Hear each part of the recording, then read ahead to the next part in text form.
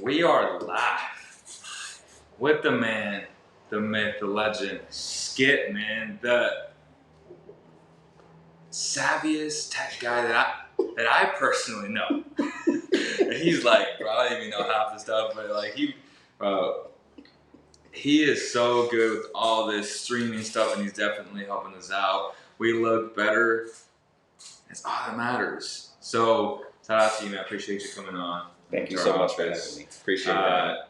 How you doing, bro?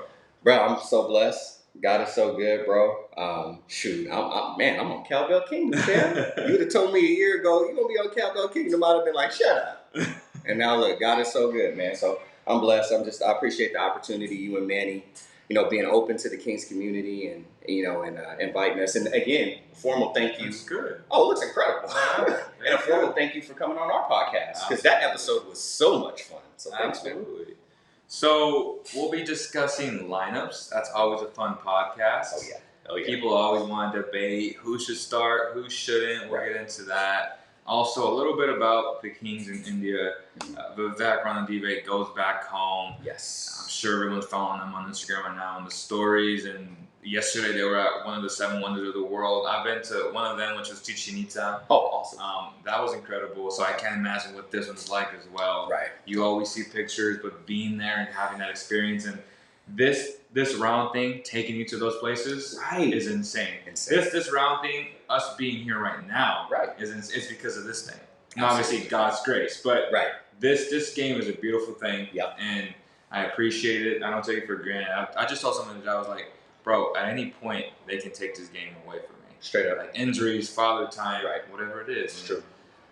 I've been away for 3 months. I finally started playing a little bit the other day, and it hurt. I was inflamed, but that's part of the process of trying to get back. Absolutely.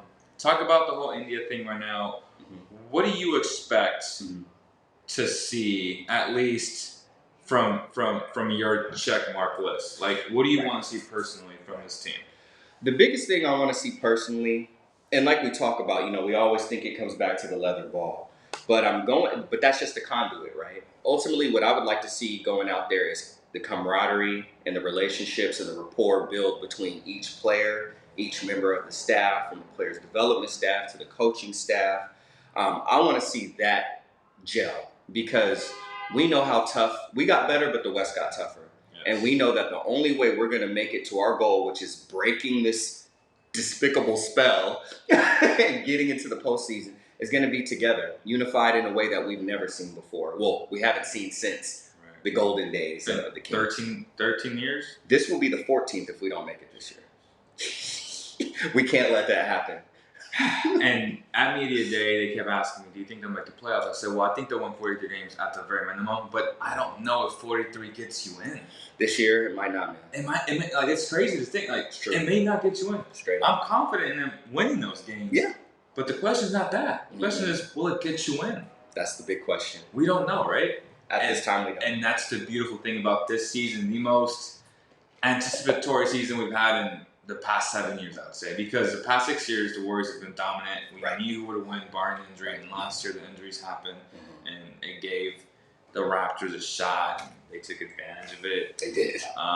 The rankings just came out. The Kings obviously not in the top 10. And the reason why I posted yesterday wasn't because I thought they'd be a top 10. I just wanted to see the delusional Kings fans that think, well, we're a top 10 team.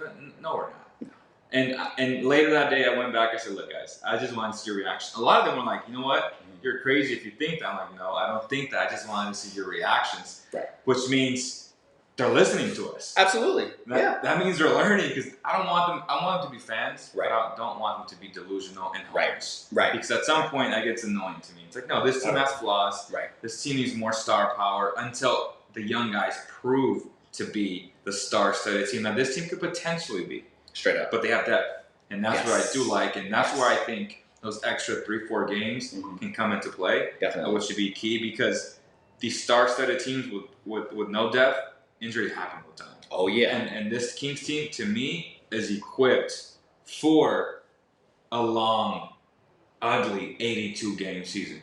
Built for it, man. I mean, you said it. And that's the thing. And that's one of the things that I appreciate watching the Cowbell Kingdom grow, since you guys have come into it, is, that's the thing about our fans. We know we have levels of fans. We've got the casual fan, we've got the semi-educated fan, and then we've got the uber nerds, which would be us.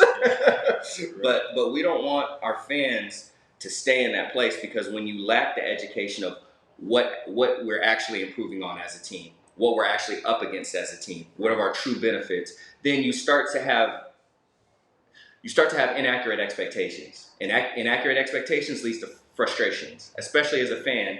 And us loyal fans who are diehard and will show up to all the games, and we pay those parking fees and we buy those concessions. We don't want to have $15 beers. Right? We show up and we pay it faithfully. How many times have we seen the beer garden just stock full of people? But some of those people up there in the beer garden have inaccurate expectations. And this team, I'm going to go ahead and say it, this front office, what they've been doing, how they've been turning things around, taking their bumps and learning, I don't think they deserve inaccurate expectations. I don't think the fans deserve it. I think we should have realistic, educated ones. So thank you for educating the fans and progressing them, graduating them along. Right. Someone says, how many wins, real quick, will the Suns get? Go.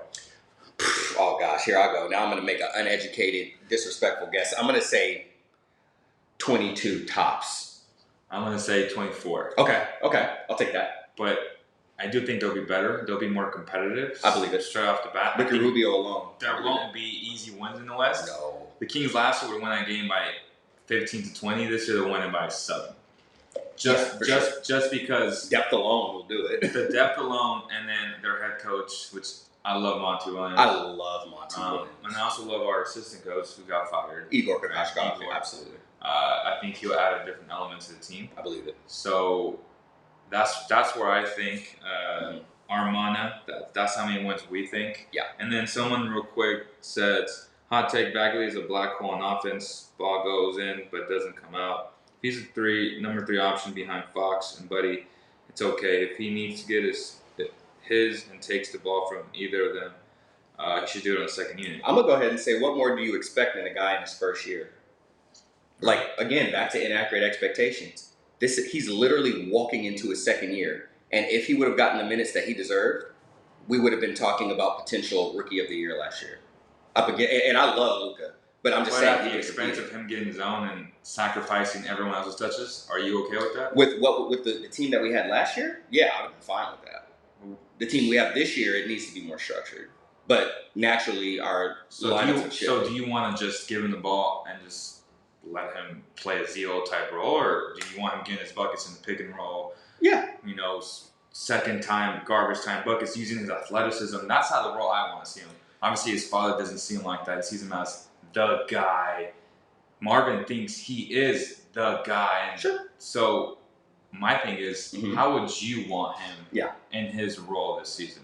The last year, like I said, with the squad that we had and everything, and here's the thing, I'll go on record and say I love Dave Yeager, and I understand why he's not here anymore. But I respect the fact that he was like, hey, let me not throw him into the starting lineup, get his confidence beat up. Let's have him come off with the second unit. Yeah, right. So I'm fine with that. And last year I would have been fine if he did start more towards the end of the year, and he did get more. And now the thing about last year, he did play more than everybody else did, minutes wise. Minutes wise, yeah, true. He was playing more than everybody. Right, but we know that everybody had an issue with minutes last year. You know what I mean? So, but my thing is that we didn't have a half-court offense last year. That's why I would have been fine with him getting more touches and doing all that stuff. This year, we know we're going to push the pace still, and we know we're going to shoot more threes than we did because we were one of the most accurate teams shooting threes, but we just didn't have enough volume. We're going to do that more, but here's the thing. We have to get a half-court identity this season because the jig is up. People started figuring out towards the middle and the end of last season. So this time around, he has to get his buckets in the pick and roll. He has to learn basketball IQ. And then let his athleticism play less of a role on offense, more of a role on defense. Amen. Can't say any better, man. I can't say any better. And that's, I think, the misconception between all of Bagley. So you're a Bagley lover, but you have realistic expectations the way I do. Yeah. People think I'm a Bagley hater. Right. But I would have said the exact same thing you would have. Right. It's a misconception that you're a Bagley hater. Here's the thing.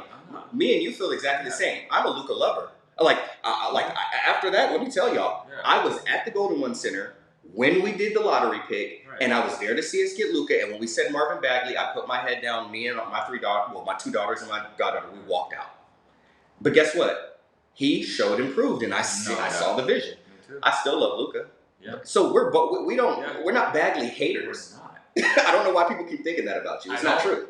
I don't. Like, I really like Bagley, and I was impressed by what I saw by Bagley. Right. It was things that he didn't show at Duke that I was like, oh, man, maybe there is hope for him to become a better off-the-ball defender. Right. A guy that, I know they play zone, and maybe they don't highlight all of his skill sets, and Coach K is probably one of the worst X and O's head coaches. He's a great recruiter. We all know that. Yeah. When it comes to X and O's, he has such an established culture and organization that anyone will go there, right? It's Duke. Straight it's the up. brotherhood. Right. But from a coach's standpoint, he's not very good, and he doesn't do the best to highlight his players. I think, in my opinion, He definitely doesn't. He highlights his system. Exactly. In college, it's about the coach. Honestly. Right. That's how they keep their jobs and keep making more money than some of the NBA coaches. And that's why these guys won't want to come to the NBA because they're afraid of the moment. They're like, well, I might fail there. Yep. Coach Calipari, he's had plenty of offers. He said, nope, I had to go run back in the days. Yep. It's not for me. Mm-hmm. And it's not for everyone. Patino, same thing. Coach Musselman with Nevada. Same thing. Awful NBA coach. Great college coach. Yep. Yeah. And I'm still upset with him, but that's a whole different That's a whole other. I'm not trying to be a for Arkansas. No disrespect. Yeah, shout out to y'all, man. Someone says, Oakland Ron says, not a Bagley hater. Luka, just a Luka ball warmer. LOL. Y'all be trolling. I say the Suns have a Kings like here from last year. Absolutely not. Here's the thing, because I could sit here and this whole podcast could be about how me and you love Monty Williams, from his faith to his follow through to him being the only coach that actually got the main coach that got Anthony Davis into the postseason, the first coach, right? We could sit the whole time, but here's the thing: Monty Williams can only do as well as that front office and the ownership allow him to do. And that's why I say no. Not because of Monty Williams, because that front office is a hot, stinky mess. That, and I'll say this, Mm-hmm. I don't think it's a hot take. Mm-hmm. I just think it's a realistic take. I don't think DeAndre Ayton Mm-hmm. is a number one option, in my opinion. I think he's a number two. I agree. And I definitely don't think Devin Booker is a number one option. I think he's a number two. Absolutely. So that's an issue in itself. They have 2 Robins and not a Batman. No Batman, bro. Who's going to be that Batman? Ricky Rubio! That's why I don't think they'll have that. Ricky Rubio's Alfred. Right. So I don't think they'll take that next king step because I honestly believe that De'Aaron Fox is a number one guy. Oh, definitely. So that's why they took that next step. That he has his Robin and Buddy Hield. Can Bagley be the Robin this year? We'll find out. Find out. Yeah. Can he have 2 Robins? Absolutely. That's what great teams do. Absolutely. So that's what I'm hoping for. That Buddy, at the very worst stage, at 20 points a game, Fox takes the next step and averages 22 to 24. I think is very realistic for him to do it. Mm-hmm. And then Bagley, if he continues to get 18 and 10 in an optimized role where highlights the things he does well and not the things that will be forced. Right. Sure, and efficient 18 and 10. Efficient. Yeah. Efficient. I don't want the 18 and 10 where he has to take 15 shots a game. Like Rudy Gay. Shout out to Rudy Gay. I love Rudy Gay. That's my I love Rudy Gay. Love Love Rudy Gay. Love Rudy Gay. Yeah. But he we know was he was actually in the Bahamas when I was there. No he was way. on his honeymoon. No way. I swear. Oh, It dog, was how crazy. perfect. That was awesome. That's amazing. That was Shout awesome. out to Rudy Gay. Lineups. Lineups. Before I move to lineups, shout out to our people at Climb Society, which will open up soon in Folsom. We're thinking mid-October and across the street from us, which will be Climb Society Doko. We don't have a date for that, guys, but we'll start posting content today on that Instagram page, so make sure to follow it. Also, if you do want your founding memberships, you can get them for $129 a month. Take advantage now, because if you don't, they will go up to $189 a month, which is unlimited. They'll also have deals where you can go try out the tower for $25 a day. So that's one of the options. Would definitely recommend you guys trying out this amazing tower. That's a full body workout. It's It's gonna get you straight, man. It's gonna work out every single part of your body. I need that. Things you even know to work out. So shout out to Climb Society Folsom. Yep. We thank you guys so much. Lineups. Who's your starting five? Starting five, Fox, Buddy. I know this is controversial because we've had conversations about this. Fox, Buddy. I'm putting Harrison at the 3. Okay. Bagley at the 4. Dedmon at the 5. That's my starting 5. That's the one that's gonna happen. Yeah. But now I'm gonna throw you guys off, and y'all gonna get hella mad. Come on, let's go. Turn it up, Leo. Turn it up. Fox. Okay. Buddy. Okay. Harrison. Okay. Ariza. Dedmon. Please tell me why. Bagley, We all want to know. Bagley Okay. and Bogey will be the sickest combo. Oh, dog. Off the bench? Literally. Nasty. They're going to destroy second units. Oh, yeah. But they're still going to play heavy minutes. They're playing starting minutes. Mm-hmm. But I feel like this lineup is more conducive to today's NBA. Okay. And I know people are going to come after me. Now, I don't think it's going to happen, guys. I think the original lineup of, Bagley at the 4, Dedmon at the 5 is a more conventional way of thinking. Sure. But Ariza and Harrison are so switchable. Yeah. Dedmon is so switchable. So true. And they can all shoot. Yeah. Which is then going to open up everything for De'Aaron. Yeah. You got 4 shooters around you. Yeah, straight up. That's insane. That's ridiculous. And then, but I guess my question is, sure. When Bogey and Bagley comes off the bench, who's that other wing that we don't have? Who's the other wing? Right. So Bogey and Bagley. So we could stagger because of course Buddy's going to be in those lineups. Buddy, and Fox at all times. I think you could do without one of them, but I think the one that you're gonna keep in the more is probably Buddy for the shooting. Yeah. Correct. Yeah. So that's what I think. Okay. Go fast. What do you think about that? Not as controversial as I thought. Controversial because Bagley's not in it, right? Right. That's the controversy. Right, that's the controversy. And I would even say controversy because you have Trevor Ariza starting at his age that he's starting in the West. So I think that's the other thing too because he says he's healthy, man. Media day, he feels great. Who says they're hurt on Media Day, Leo? But he looks great though. He does. He looks fantastic. And I feel like he took a whole year off playing with that bad team. So he's gonna come guns blazing. Seriously. No, real talk. He went. I mean, we all know he went over to Washington and then the Phoenix thing. Yeah. Both awful. Yeah. I feel so. And hey, he's a guy who's really close to Rico. Shout out to Uncle Rico. That's my guy, man. Right. Makes MVPs out of people. Great development coach. Yo, he's our secret weapon over everybody. Right.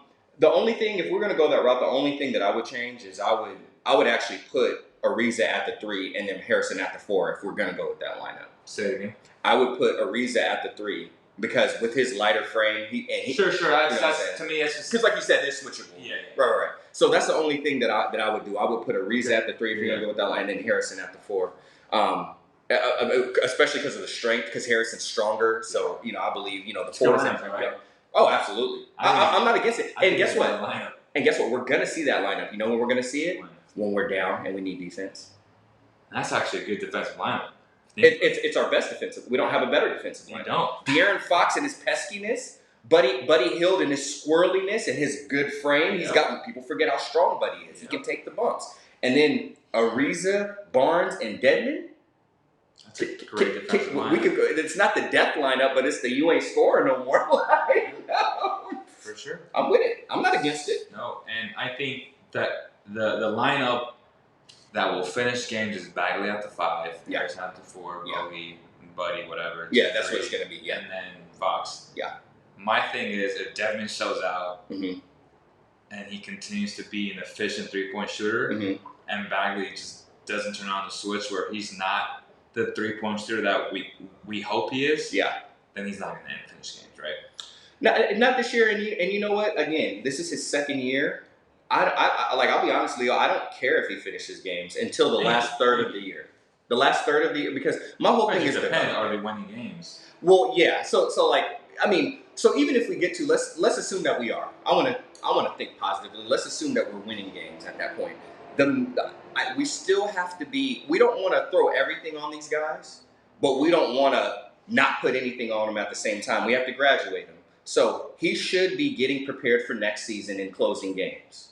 So I think, one way or another, even if it's he plays in clutch the last, maybe the last 5 frame, but he don't play in the last 2, that's fine. But he needs to start to feel what that intensity is like. But other than that, before that, he doesn't need to worry about that. He just needs to worry about learning half court, learning how to be an NBA player. So that's my thing. And that's great you just said that, because Bronson, with the MJ thumbnail, says number 2 pick, just to come off the bench, come on now. And see, that's the problem that both you and I have. Right. What does it matter? Everyone's good on this team. Yeah. This isn't, I'm going to hand you, here's your playing time, little leaguer. Right. You're the number 2 pick. No. Participation trophy. This is grown man stuff. Right. This is big business. Jerry always says it. This ain't little leagues no more, man. You don't deserve it. You have to earn that. Millions on the line.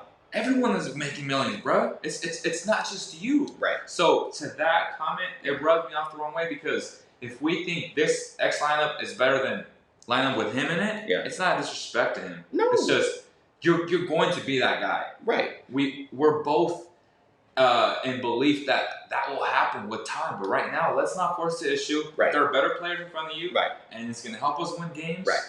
It's a win-win for everybody. Let me say this. I'm going to double down on what you said by saying this. So to Bronson's point, I'll tell you this, Bronson. Now, if we were the Phoenix, that'd be a different story. But we're not. We're not Phoenix. No. Now, if we were Phoenix, and because what is a number 2 pick? Let's look at it for what it is, an asset. Correct. I don't want to take the personality away from Bagley, but let's look at him for what it is. It's an asset. So how do you properly use your asset? Now, if you want to say that just because he's a number 2 pick, he needs to be doing this, if putting that number 2 pick in equals less winning games, just because he's a number 2 pick and that's what we should do, that's a terrible idea. Now, if we're not going to win games, let's say like a Phoenix, right, and it would be better for him to be given minutes so he could develop. Correct. Then we should be playing him. And if he's coming off the bench, then maybe that is a worse idea. But we got to look at context. We can't just say it's a number 2 pick, throw him on the court. Winning basketball don't work like that. That, and when we say bench, y'all say like it's a demotion. We're not saying don't play the man. Right. We're saying coming off the bench literally like at the 8-minute mark, if possible. You don't know that. Jay crossover and playing big time minutes. Big minutes. He can still play more. He can play more minutes. He can play more minutes than Deadman. Yeah. I don't care. Yeah. And people forget that, man. And let's be very clear. Jay crossover. We all love Jamal Crawford. Great man, incredible hooper, handles like you wouldn't believe. Remember, he struggled in his NBA career until he came off the bench with the Clippers. Correct. That's when he started getting 6 men of the year and all that stuff. So let's stop looking at the bench like it's a demotion. Guess what? These guys got a roster spot and an opportunity. All they got to do is play up, baby. Yeah. And to me, being a starter is ceremonial. If you're not going to end the game, to me, I don't care if I start the game, bro. As a competitor, I want to be there in the most critical moments of a basketball game. Yep. So I'm tired of he has to start. No, he doesn't. If his role is best suited coming off the bench, which I think it is right now today, because he's so skilled up, and now you can play a Zebo type offense with him off the bench. Give him the ball, let him go to work. That's what I'm saying. But with Fox and Buddy out there, no, that's not what I want. And shout out to my boy Galen O'Neal, man. $2, much love, fam. We really appreciate you, man. Thank you so much. That's my boy. Mark says Giles can't even get off the trainer's table. Stop it. I'm assuming he's talking to other people on the stream. So how do you feel about Giles staying and not making the trip to India? The only thing that is a flag to me, and it's not even a flag. I'm trying to use a better word. The only thing that kind of makes me sad about it. That's probably closer. Because he didn't get to experience. That's all right. That's all. That's it. He has a great relationship. Yeah. I mean, look, you guys got to remember, we redshirted. This was a guy who was projected higher than De'Aaron Fox and Jason Tatum before his injuries in high school. Okay? And then we made a smart GM decision by turning that New Orleans pick from 1 pick to 2 picks. Well, I would have dropped a Spider, and I'm on record saying that. Right. Which that would have turned out great. Right. But we got Buddy now. And we got Fox. Yeah. So it would have been nice to have Spider, but to me, in my mind, it's better that we got JJ and Harry. Turned JJ and Zebo into Harrison Which, thank you, Mavs, for taking Luka, because since you needed a Luka, you didn't need another small forward, and we got an actual, a better small forward than we had before. Shout out to Sean. Yeah. And then now we have Harry, who used to be a number one. Now, so even, it was genius for us to do that. But remember, we redshirted him the first year. And then we just had him practice. The next year he played. We even took him to the Mavericks medical staff. Yeah. That's how much we believe in our investing in this guy. So I love Harry, and I love that Dedmon's contract ends right as Harry should be coming in with all the experience and the muscle mass that he needs to take over. I think it's genius. But are you willing to extend him? Because his contract, the way the contracts work, he got drafted the same year De'Aaron. Yep. So Buddy is up for an extension in 2 weeks. I think October 17th is the day where we decide if we're going to extend him or not. I don't know. I was talking to Trace outside.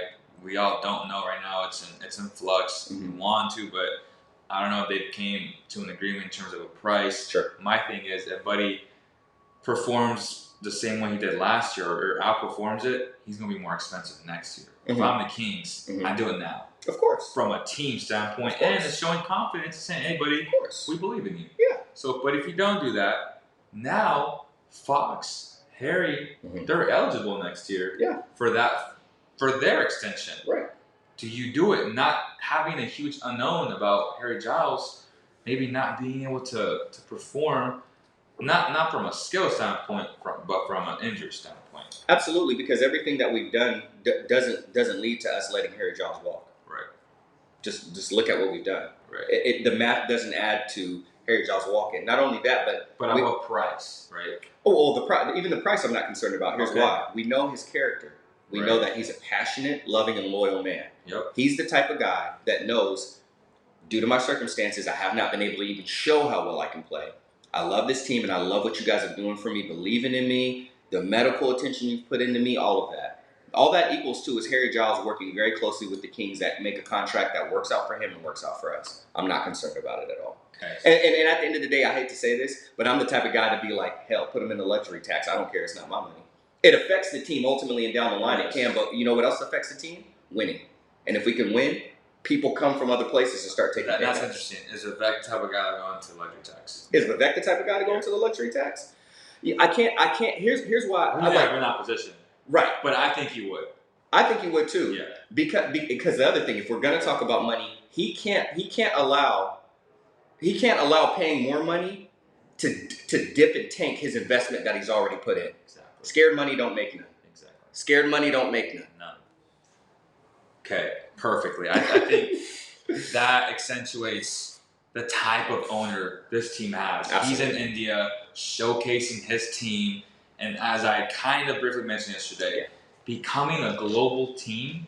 It's a huge possibility now because if India gravitates towards the Kings, bro, you're gonna have Fox as a starter and all-stars, and our players. Why? Because the fans are gonna vote. Right. It's like, what's his name? Zaza.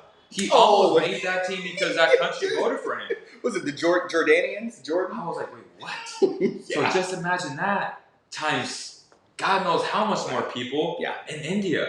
So it's a huge positive, and I feel like his NBA 3.0 vision is finally coming to fruition, right? I agree, and here's the thing. I'll add to that. If we tie that back to the money, the more international your team is, ultimately, the more money that funnels back to your franchise via merchandise, right? Yeah. So again, scared money don't make none. Vivek is getting his country involved, and trust me, even though that's a country that has some financial hurdles and such, there's a fair amount of rich people over there. Let me tell you, and not only that, they love things that are homegrown. You know what I mean? And he came to this country with $50 in his pocket, and now got billions. They're going to support. So ultimately, again, that money's going to funnel back, and we won't have to worry about going over the luxury. This is a venture capitalist type of guy. People don't connect him to Steve Ballmer in any way, but let me tell you, Vivek is a very passionate man. He's just got a different countenance. Yeah. He's extremely passionate. Yes. Extremely intelligent, too. Oh, highly intelligent. He keeps saying, I'm not smart, blah, blah, blah. He's just being humble. He is. You don't build billions of not being smart. If none of y'all have gone and watched the HBO Real Sports about Vivek, definitely check it out. One last thing before I let you go, because I know you got to go. Someone says Fox, Hill, Barnes, Bagley, and Giles. Starting 5. Is it too early? Way too early. Way too like we don't even want to put, especially on Giles and Bagley. We don't even want to put that on them. You know? No. It's not fair to them. It's not. It's not fair to them. It's not fair to us. No, because for the first time in a long time, this organization has expectations. Us fans, the media, we have expectations for this team, and it's exciting. Yeah. All the stuff coming along in downtown Ducko, it's exciting. Beautiful. And when you see this team who has so much potential to be a Warriors type team in a few years, it's exciting. Well, Leo, where did Vivek come from? Yeah. Before The same culture. He saw it, and now he's trying to emulate something similar to that. That's the other thing you guys got to remember. He was a part owner of the Warriors. Mm-hmm. He had to sell his portion just to come buy this team. Mm-hmm. He saw them grow it through the draft and all that. Why do you think we're taking the steps we're taking? The only reason why we deviated a little bit is because we did have DeMarcus, and he wanted to see if we could highlight that. So he made some mistakes like hiring the coach first. I love Mike Malone, but you hire your GM, and then the GM hires the coach. Yeah. But look, he saw that. And what else is funny is that who else is here that was part of that staff that won a ring with them? Harrison Barnes. Harrison Barnes. Well, there's someone else. Oh, right now, yeah. Yeah, just currently with the staff. Yes. Yeah. Okay, and I guess the last thing, Sure. Bogey thoughts. Oh my gosh! Now you're talking about my favorite Kings player, and I'm not saying he's the best Kings player. We That's love- my favorite. Yeah, Oh my love Bogey. That's my guy on a personal level. Great guy. We both, E-Man and I, get along great with him. Him and Buddy have to be like the most humble, just people that we've met in a long time. Along with Costa, shout out to my guy. Shout out to oh dude, I love. Costa. But those two guys are great. For him to already be here, and then here comes Buddy, and we're all like, who's going to be our shooting guard? And we think there's going to be turmoil, and they turn into best friends and help each other, go to each other's countries and stuff. Yeah. Where have you heard about them? Nowhere. But I'm gonna say something here real quick that I haven't said anywhere else. I love Bogey. Here's the thing: if you guys have never seen that 30 for 30 about Vlade and Drazen Petrovic, y'all need to watch that. It's the best ever. Dude, Literally. the GOAT 30 for 30. The most amazing 30 I've seen in a long time. Ever. So when we made that move, and I know we're all still smitten by the Papa Giannis thing. I get it. Yeah, but I knew that when we did that and we got Bogey's rights, I went and I watched his highlights. You know what I said immediately? I said, he plays with the fire of Drazen. One of Vlade's best and greatest friends. Yeah. It made sense to me. I knew it. And one of the scouts from the Mavericks that I spoke to, he said he has balls. Oh, and so many people, he's fired, he has balls. Like the same, you just keep hearing the same thing. And you're like, bro, this guy has it. He has that gene in him. Dude. That you can't teach. You can't teach it. Yeah, champions and competitors just have it inside. Harry's got that. Bogey's got that. For sure. And that's why we have him. So anybody, and look up some Drazen Petrovic footage and then watch Bogey. You will see. I'm not saying they play the exact same, but that fire that they play with and the place that they come from. I am so glad we have him on this team. And I'm going to go as far as to say if everything lines up and his shooting goes back or improves from what it was from the first year, not the second year, but the first year, expect to see him in the mix for Sixth Man of the Year. Facts. Well, that's where we're going to end it, man. Appreciate you so much for coming on. Yep. Thank you so much. Where can people follow you? Yeah. Where can people read your stuff, watch your stuff? You can follow me and my boy Tap2K. Shout out to my man Tap. I almost wore a Tap2K t-shirt. Free Tap. You can find us at the Sacktown Breakdown on YouTube. Check us out on Twitch because we do a lot more content on Twitch. And on Twitter, it's Sacktown Breakdown with no O's. Follow us. There it is, guys. And again, shout out to Climb Society for sponsoring this. And also quick shout out to Valley Tire Center and their brand new podcast, Talking Shop with Brett Joya. It's pretty much a culmination of Woodland as a whole. He's going to highlight the community and all that good stuff. So make sure to give them a follow. They'll be giving a lot of Kings tickets. Actually, we're giving out Kings tickets to the October 10th game. So make sure to subscribe, drop a comment on iTunes. Thank you guys so much. We'll see y'all on the next one.